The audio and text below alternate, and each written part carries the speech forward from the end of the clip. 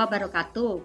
Ya, pada kesempatan kali ini saya akan menjelaskan bagian kedua tentang topik pengkajian pada anak, yaitu pengkajian pada bagian telinga.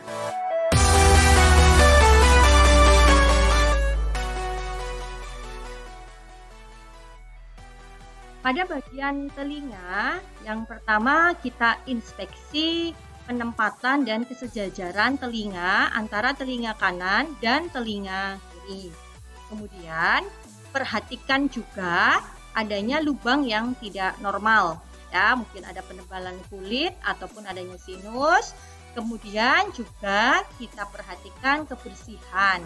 Apakah ada kotoran di dalam telinga, ada bau, ada eksudat misalkan, ataupun warnanya seperti apa. Kemudian untuk bagian hidung ya, hidung kita bisa tengadahkan kepala anak ke belakang, kemudian dorong ujung telinga ke atas dan sinari lubang hidung dengan sinar kilat untuk mendeteksi adanya perforasi septum ya. Kemudian inspeksi struktur eksternal dan internal hidung. Kita juga bisa pakai spekulum hidung. Kemudian adakah di hidung itu ada kotoran ya, discharge, sekret ataupun warnanya kita catat seperti apa. Kemudian uji patensi saluran hidung dengan menutup setiap hidung, kemudian secara bergantian dan menahan agar mulut tetap tertutup seperti itu. Ataupun kita juga bisa tes rasa pembauan. Tentu saja pada anak yang sudah besar, misalkan usia prasekolah itu bisa. Ini bau apa? Misalkan dengan kopi, teh, kemudian wangian atau bau-bau yang lain yang istilahnya menyengat atau khas.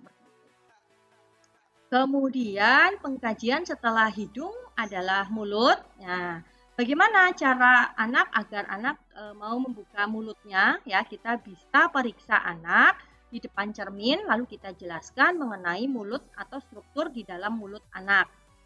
Nah, kemudian kita bisa kenalkan mana gigi, mana gusi, sekalian kita melakukan pemeriksaan. Nah, bibir, kita lihat bibirnya ada sianosis atau kebiruan atau tidak. Kemudian kita juga bisa gunakan lampu senter supaya lebih terang seperti itu. Kemudian observasi membran mukosanya, mungkin ada sariawan atau tidak, bintik putih misalkan. Kemudian gigi bersih atau tidak, lidahnya juga kotor atau tidak. Nah, kita tidak boleh menggunakan sepata lidah atau memaksa anak untuk membuka mulutnya. Kemudian turun kita ke bagian toraks atau dada. Nah, untuk memeriksa daerah toraks diperlukan atau perlu diingat lagi mengenai garis-garis imajiner di toraks. Ada linea sternalis. Sternalis itu dari sternum, itu berarti di tengah-tengah ya, pas garis atas ke bawah di tengah-tengahnya sternum namanya linea sternalis. Kemudian kalau linea parasternalis atau di samping kanan atau kiri sternalis.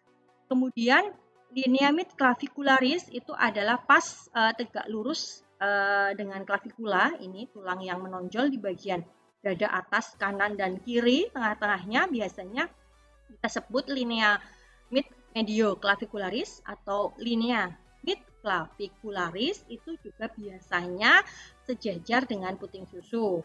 Kemudian linea axillaris anterior, medial, dan posterior, yaitu di depannya aksila, kemudian di aksilarisnya ataupun di posterior aksilarisnya.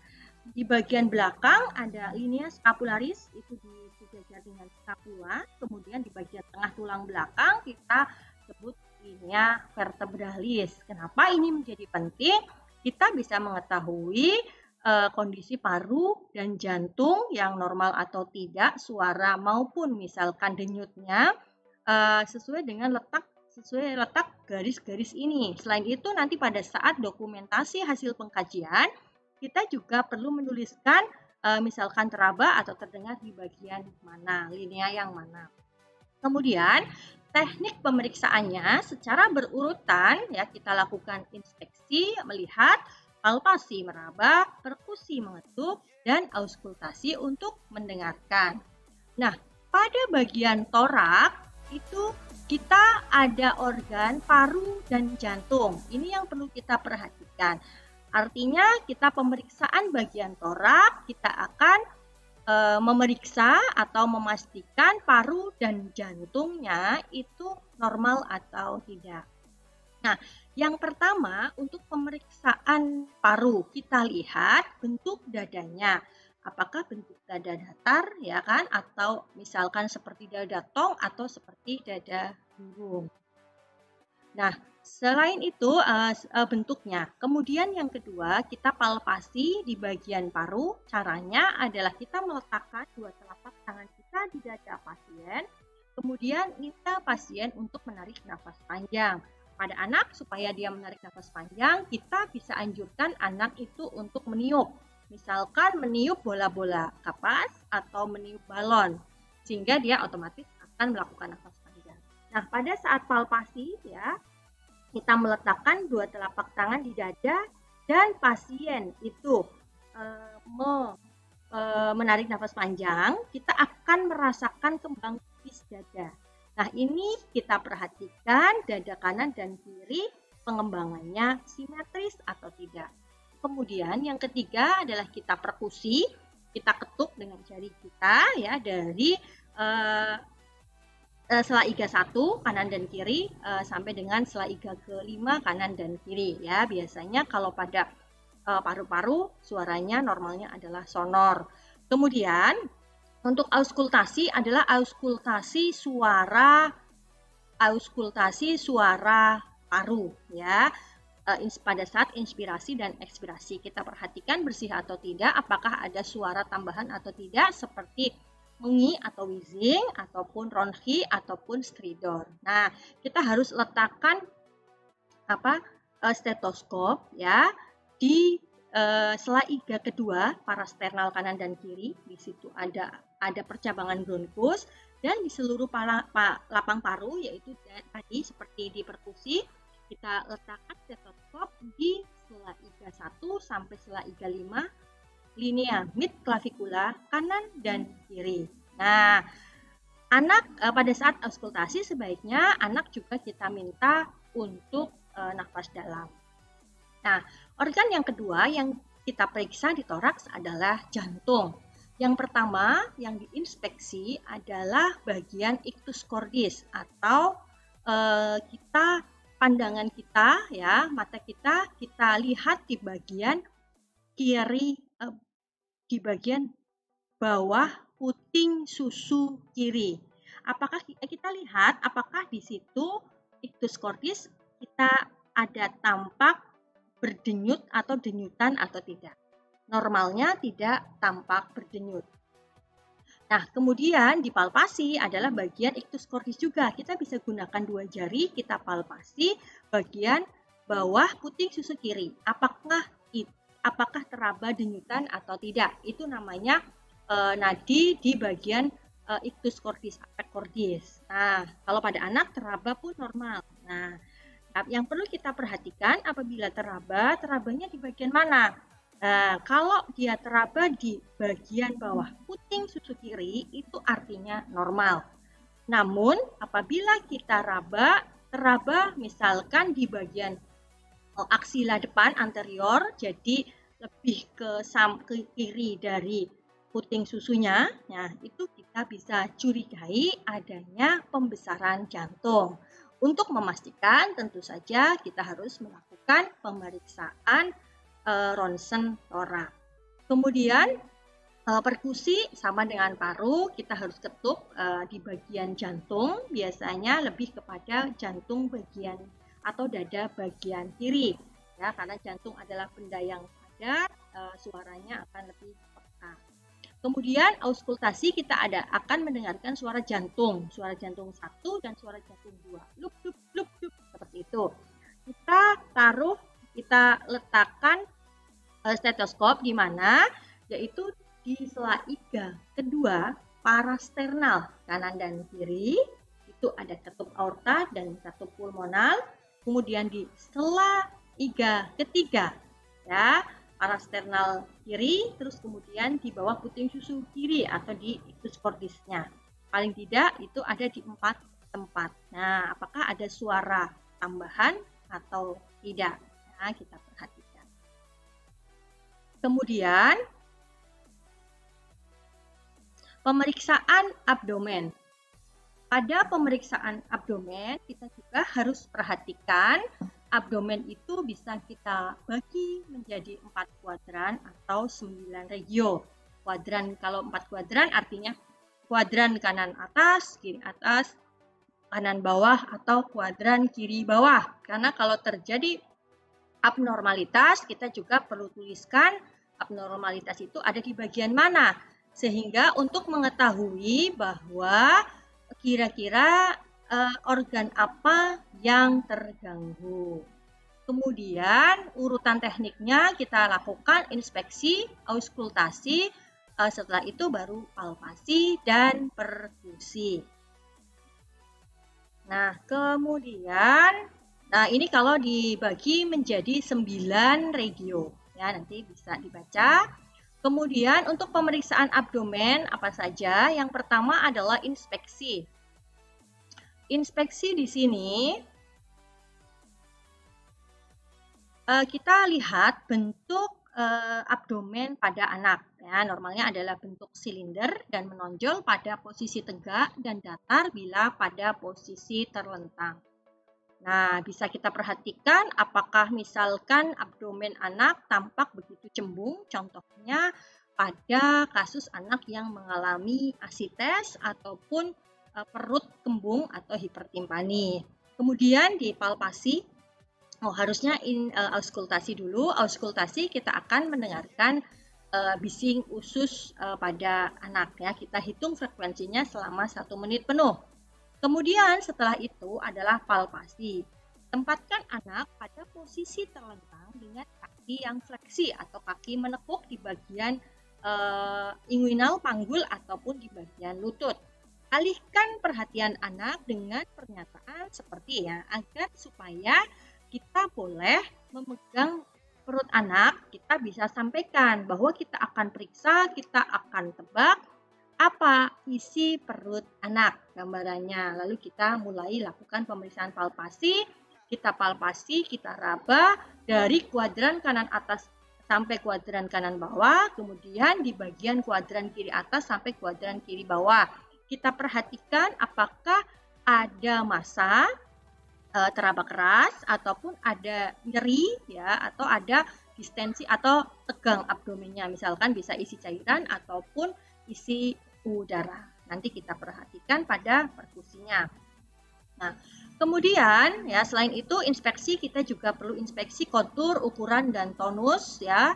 Kemudian kita juga kondisi kulitnya ya, apakah ada kemerahan dan yang lainnya yang abnormal. Kemudian kita juga lihat bagian umbilikus ya. Umbilikus kita juga lihat apakah ada penonjolan, herniasi atau tidak. Ini juga sering terjadi pada anak. Kemudian higien ataupun pada bayi baru lahir kita perhatikan, kalau kita periksa neonatus, kita perhatikan juga ada kemerahan apa tidak di bagian umbilikus ya. Kadang-kadang bisa terjadi infeksi di bagian umbilikusnya.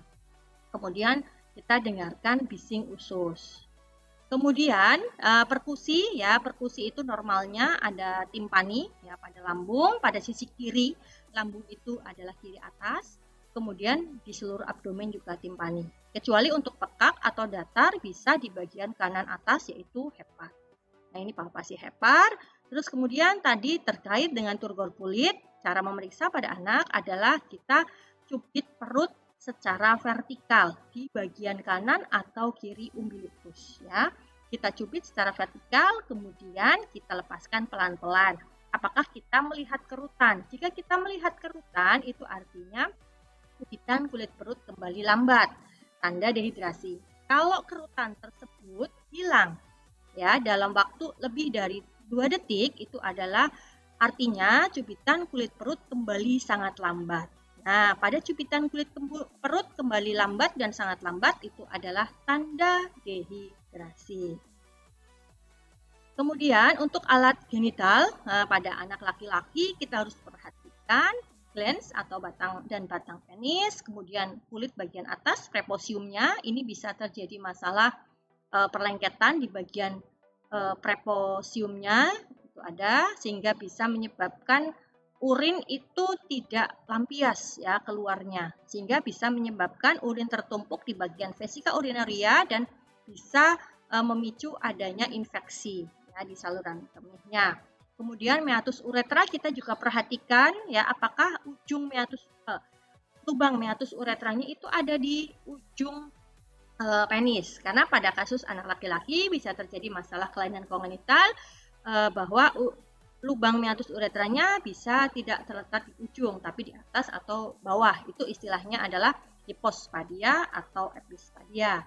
Kemudian skrotum ya, badan yang menggantung di belakang penis. Kemudian ada testis. Testis kita raba di skrotumnya.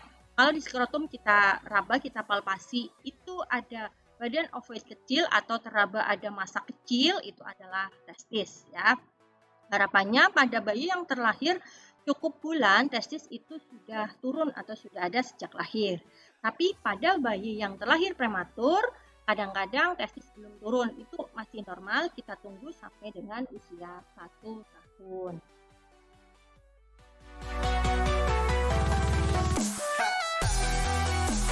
Nah, kemudian kita lihat genitalia perempuan. Ini memang tidak banyak terjadi kondisi yang kelainan kongenital. Kita bisa lihat bagaimana struktur dari genitalia eksterna, mons pubis, klitoris. Kemudian kita biasanya memperhatikan utamanya pada genitalia perempuan adalah kebersihannya. Karena seringkali masih ada ibu-ibu yang memakaikan bedak ya pada alat genital bayi. Kemudian, nah anus kita lihat inspeksi penampilan anus secara umum dan kondisi kulitnya. Nah, selain itu, kalau pada bayi baru lahir, sebaiknya kita perhatikan apakah terjadi masalah atau kelainan kongenital atresia ani atau tidak punya anus. Nah, kondisi atresia ani tidak punya anus tidak selalu bahwa anusnya itu kemudian tidak ada lubang. Bisa jadi ada lubang, tetapi lubangnya adalah buntung. Nah, cara mengetahuinya bagaimana? Pada bayi baru lahir, sebaiknya mekonium atau feses pertama bayi yang warnanya hitam dan lengket itu harus keluar dalam 24 jam pertama. Apabila dalam waktu 24 jam kok mekonium belum keluar, kita bisa curigai mungkin ada kelainan kongenital atresia ani ataupun ada kelainan megakolon kongenital atau hisprum. Nah, untuk memastikan kita bisa gunakan teknik colok dubur. Jadi kita gunakan sarung tangan, lalu jari tangan kita masukkan ke anus. Nah, jika ketika kita masukkan atau kita lakukan colok dubur, jari kita keluarkan, kemudian feses itu muncrat, artinya berarti anusnya paten atau ada lubangnya. Nah, kita bisa curigai ke hisprum, kita bisa tindak lanjuti dengan pemeriksaan ronsen abdomen. Kemudian, untuk muskuloskeletal, cara pemeriksaannya amati anak. Jika anak sudah bisa berdiri, apakah kita minta dia berdiri tegak dengan kaki rapat. Apakah ada deformitas kaki, tungkainya misalkan bengkok tidak lurus, lutut beradu, skoliosis atau kaki berbentuk X ataupun Y misalkan ya. Atau O, X atau O. Tetapi bentuk kaki tidak dipengaruhi apakah bayi dibedong atau tidak. Ya, itu sudah ada hasil penelitiannya. Jadi kalau misalkan ada ibu membedong anak, usahakan tidak terlalu kencang ataupun hanya untuk fungsinya menghangatkan bayi. Sehingga apabila tidak dibedong bagaimana ya? Tidak ada masalah. Kemudian biarkan anak berjalan dan berlari. Nah, apakah ada pincang atau abnormalitas cara berjalannya?